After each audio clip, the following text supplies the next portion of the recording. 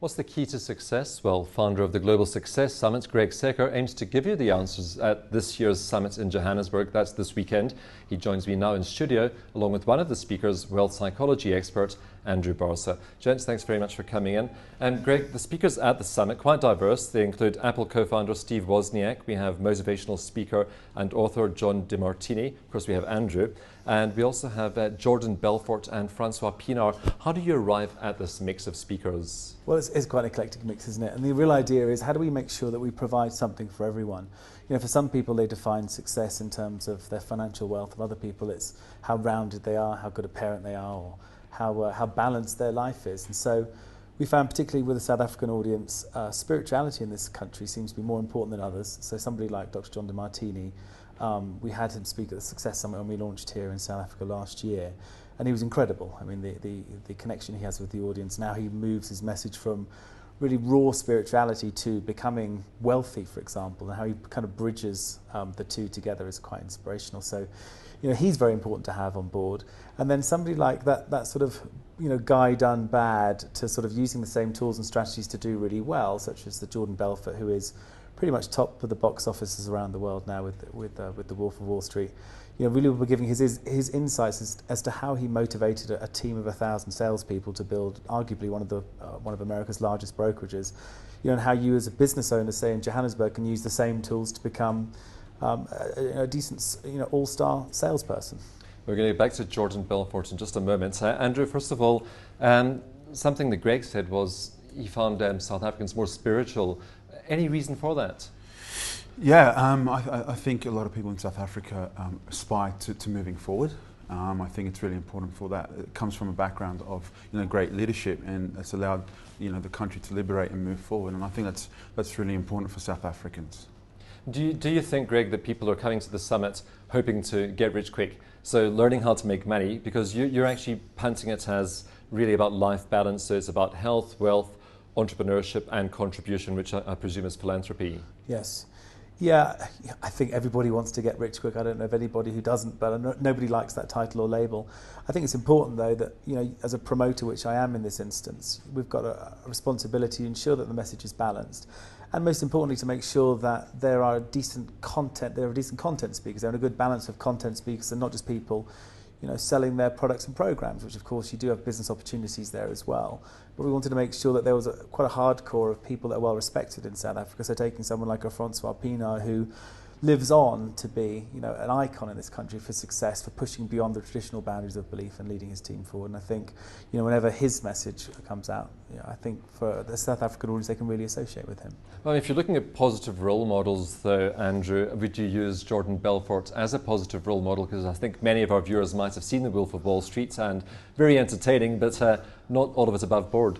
Yeah, I think what Jordan says, if you listen to a lot of his talks, he sends out the message that, you know, my strategies work. He used it in an unethical way at that specific time, but you can use the same method and use it in a positive way. So I think, you know, it's you know, he's a very smart man, but he encourages people to use it for a good purpose. I mean, you speak about positive role models that helps you in your career as a currency trader. Any big names that we should be looking out for that helps you get to where you are? Well, we had Branson last year, who I think was probably my number one role model. I've been fortunate enough to spend some time with him, with opening the Brand Centre for Entrepreneurship here in Joburg last year, and have him speak at our summits. I do a lot of work with him around the world in our charities. We generate funds using currency trading and some of these motivational events to build schools here in South Africa. So we build a school, and then Richard's Virgin Unite team will then staff the school and train the teachers. And that's become a really decent symbiotic relationship between both of us, and it allows us to, you know, give a percentage of the profits that we make from an event like this to do good in the local area. So from this, we'll look to build schools north of Ulasaba, which is just the game reserve that Richard owns north of Joburg, and make a difference here. So without giving too much away, Greg, what would you be telling currency traders or aspirant currency traders that come to this conference? Well, number one is don't try and trade the news. Most currency traders that try and trade the news don't understand. There are too many media outlets today, too much conflicting news that comes out on big news currency days. So people who try and trade their way through that often make big mistakes. do what the major currency traders around the world are doing, which they're looking for key signals on major currency pairs at specific times, and just really copy what they do. The real trick here is copying, and if the signal isn't available on the day, do nothing. What ends up happening is people go through a cycle of getting a little bit of confidence by copying the pros and then thinking that they're invincible and trying to do it themselves, and that's where it goes wrong. I see you nodding, Andrew. Now, of course, there is lots of psychology built into the market, so I'm sure you'll have something to tell the delegates. Yeah, most definitely. You know, the markets are, you know, driven by fear and greed and emotion, and it's very, very important to desensitize yourself from that. And, you know, like Greg said, you know exactly what to do and when to do it is really the most important aspect. And I think that, you know, this applies for business and any aspect of life, really. When you know what to do and when to do it, and you've got specific, you know, vision and clarity, then success is on the cards. Now, I read a magazine article that you were interviewed for recently, and you talk about how you're comfortable with risk, with reframing risk, and you don't get emotionally connected to money. And I should imagine that's a hard one, because I think many people in the markets are very connected to the money, particularly if it's their own. Greg? Yeah, it is, and it's difficult, because if you are trading somebody else's money, it's easy to be blasé about it. I look at most traders that work in investment banks are rubbish compared to live-at-home traders, because live at home and work by your own trading profits have to make a success of it week in, week out. And the real key, as Andrew was just saying, was this emotional decouplement from the story.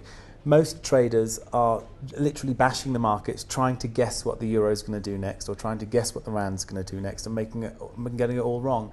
If you know the story, if you know the road ahead, and you know what's likely to happen because you've played the same trading strategies before, very much like watching a film, you know what's coming next, then you know how to emotionally prepare yourself to take advantage of the markets. You know, there's an old Wall Street phrase which is, scared money doesn't make money, and it's very easy to get emotionally freaked out when the market does something you're not expecting, and really expectation is really the mother of all skill with currency trading. So it's about playing a few game plays, if you like, in sport, which would be a great analogy, where you know exactly what's happening and you've seen that pattern happen before, and it tends to be on certain currency pairs at certain times in the day, and if those triggers take place, then play the game, because you know exactly how the game is most likely, not always, but most likely to roll out.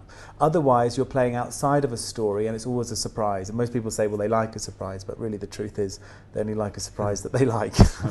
So do you think that delegates at the conference will get the same sort of message from Francois Pinard as we're hearing from Greg at the moment? I think, you know, every successful person has their own style and their own way in communicating, but I think the fundamentals are exactly the same. You know, every successful person tells you need to focus on what you want, and every successful person has done that. Unfortunately, the majority of people out there don't know what they want, and that's what they focus on, and that's what they get. So I definitely do agree that both parties will deliver a very, very powerful message. Well, I'm afraid we have to leave it there, but I'm sure it's going to be a very interesting weekend for some delegates. Thanks very much for coming through. Cheers, Greg Secker is the founder of Global Success Summit, and Andrew Barsa, a wealth psychology expert.